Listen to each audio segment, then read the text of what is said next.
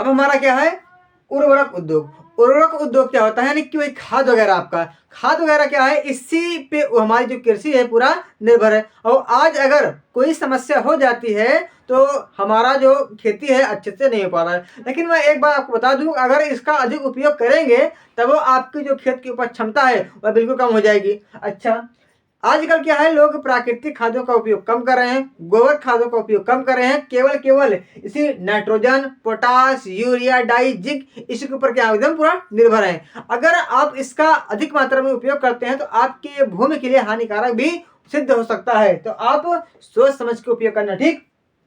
तो उर्वरक उद्योग में क्या आता है आपका, तो नाइट्रोजनी उर्वरक आता है और फास्फेट और आपका पोटास, यानी कि इसे शॉर्टकट में कहते हैं एनपीके। यानी कि इस नाइट्रोजनी में क्या होता है आपका यूरिया ना लिखिए, और आप अगर यूरिया खाद लाते होंगे तो इसमें लिखा रहता होगा कि नाइट्रोजन 46%, यानी कि इस पूरे यूरिया में जो नाइट्रोजन होता है वो कैसा आपका 46%, यानी कि जो आपका है यूरिया कैसा है, एक आपका नाइट्रोजनी उर्वरक। अच्छा, एनपीके जो तीन मिला के जो तीन होते हैं इन्हीं को मिला के आपका पूरा उर्वरक बनता है। अच्छा, जो नाइट्रोजनी उर्वरक है ये भारत में बनता है, जो पोटास है ये भारत में बनता है, लेकिन जो फास्फेट होता है यह भारत में नहीं होता है। जितना भी इसको हम उपयोग करते हैं ये सारा विदेश से आता है, मुख्यतः जर्मनी से क्या होता है, ये सारा फास्फेट आपका मंगाया जाता है, तब हमारे देश में इसका उपयोग होता है। अच्छा, देखा जाए सुपर फास्ट फेस्ट भी क्या आपका एक उर्वरक है। यह उर्वरक का जो सबसे पहला कारखाना है खोला गया था 1906 में, कहां पे, रानीपेट तो तमिलनाडु में है। उसके बाद अमोनियम सल्फेट का पहला कारखाना कहां खोला गया था, तो अलुआ जो केरला में है। और कब खोला गया था, जब भारत आजाद हुआ तब, यानी कि 1947 में। आज क्या है आपका, उत्तर प्रदेश राज्य, उत्तर प्रदेश, पंजाब, केरला, आज ये 3-4 राज्य मिला के 50% से भी अधिक आपके उर्वरक का निर्माण कर रहे हैं, ठीक।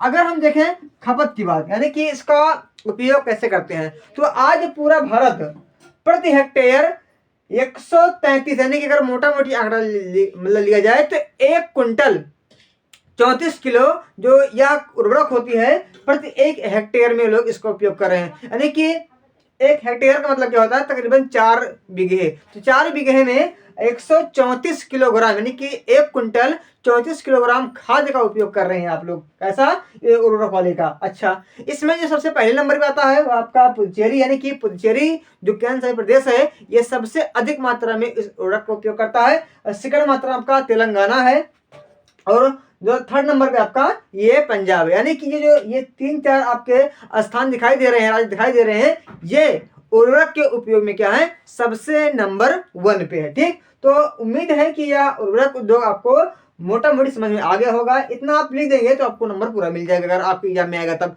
उसके बाद आपका क्या आता है, सीमेंट उद्योग। अब सीमेंट का आप जानते हैं, सीमेंट आपके घर बनाने में, बड़ी बड़ी जो बिल्डिंगें होती है उसको बनाने में, सड़क बनाने में, पुल बनाने में, और साथ साथ कारखाना, बांध, हवाई अड्डा, इन सभी के निर्माण में अगर आप कोई इंफ्रास्ट्रक्चर बना रहे हैं तो उसके निर्माण में क्या, सीमेंट उद्योग एक अहम भूमिका निभाता है, यानी सीमेंट एक अहम भूमिका निभाता है। अब लेकिन सीमेंट का जो पहला कारखाना है कहाँ खोला गया था, चेन्नई में 1904 में। तकरीबन जब चीन आई थी, मतलब चीनी आपके यहाँ लगाई गई थी, तो उसी के समकक्ष में इसको भी लगाया गया था। अच्छा, सीमेंट एक प्रकार के आपका खनिज है, क्योंकि इसको जमीन से निकालते हैं कुछ चीजों को, तब उसको पीसते हैं, और पीसने के बाद तब हमारा सीमेंट तैयार होता है। यानी कि चूना पत्थर, सिलिका और आपका एल्युमिनियम, ये तीन चीजों को आपस में हम पीसते हैं, यानी कि मिश्रण करते हैं, तब क्या होता है, हमारा सीमेंट का निर्माण होता है। यानी कि ये चूना पत्थर, सिलिका और एल्युमिनियम है, ये क्या है, कच्चे माल के रूप में आते हैं। अच्छा, वर्तमान में देखा जाए तो 210 बड़े क्या है, सीमेंट उद्योग हैं, और 470 क्या है आपके छोटे सीमेंट संयंत्र हैं। अच्छा, सीमेंट के उत्पादन में देखा जाए तो दिल्ली, मुंबई, पूना, लखनऊ, कोलकाता और तमाम बहुत से ऐसे शहर हैं जो सीमेंट के उत्पादन में महत्वपूर्ण भूमिका निभाते हैं। अच्छा, आज पूरे विश्व में अगर 100% सीमेंट हो रही है तो उसमें से जो 8% भागीदारी है किसका है, केवल भारत का। यानी कि पूरे भारत मतलब पूरे विश्व में सीमेंट उत्पादन के 8% भागीदारी किसकी है, भारत की है। तो ये भी आपको कुछ ना कुछ समझ में आ गया होगा। इसके बाद क्या आपका मोटर गाड़ी उद्योग। मोटर गाड़ी क्या है, आज का एक विकसित उद्योग यानी कि लगातार लोग इसकी स्थापना कर रहे हैं और अलग अलग प्रकार के मोटरसाइकिलों या मोटर या कारों का निर्माण कर रही हैं। ठीक, तो क्या है, एक विकास उद्योग है, लगातार यह नई नई आ रही है। अच्छा, 1928 में सबसे पहली बार भारत में मुंबई में जनरल मोटर कंपनी नामक एक संस्था की स्थापना हुई थी। कब?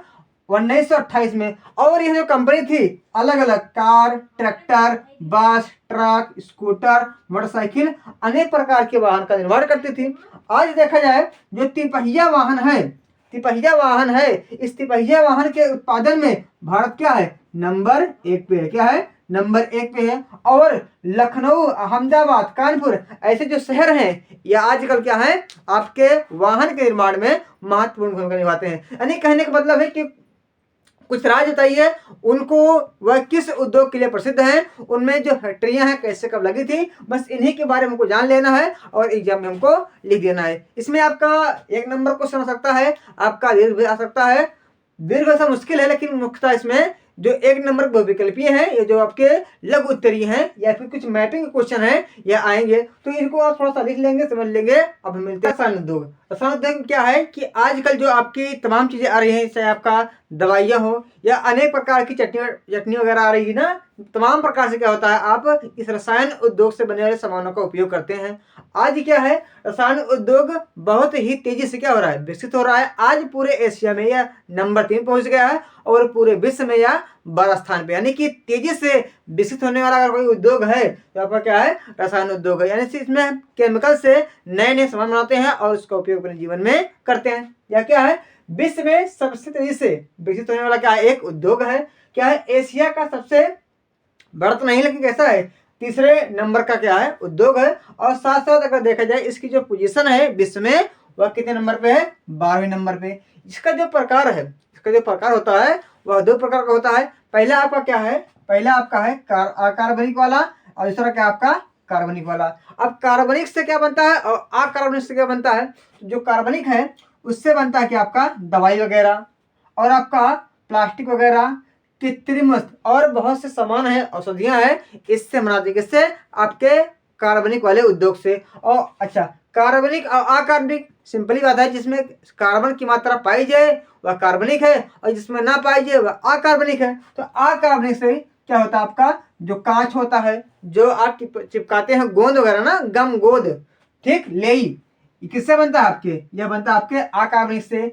साबुन से आप नहाते हैं ना, लक्स वगैरह थी, ये सब क्या है, ये आपके अकार्बनिक वाले उद्योग के अंतर्गत आता है। साथ साथ कागज, रंग, खाद, ये सब कैसे हैं, ये सब आपके हैं अकार्बनिक रसायन उद्योग के अंतर्गत बनने वाले सामान। अच्छा, देखा जाए जो यह कारखाना है इसका रसायन उद्योग का, यह सबसे पहले कब और कहाँ खोला गया, तो बता दूं कि भारत में सबसे पहले जो कारखाना है जिसका नाम क्या रखा गया, union carbide India limited, union carbide India limited, जिसकी स्थापना 1966 में की गई। कहाँ पे, आपके ट्राम्बे।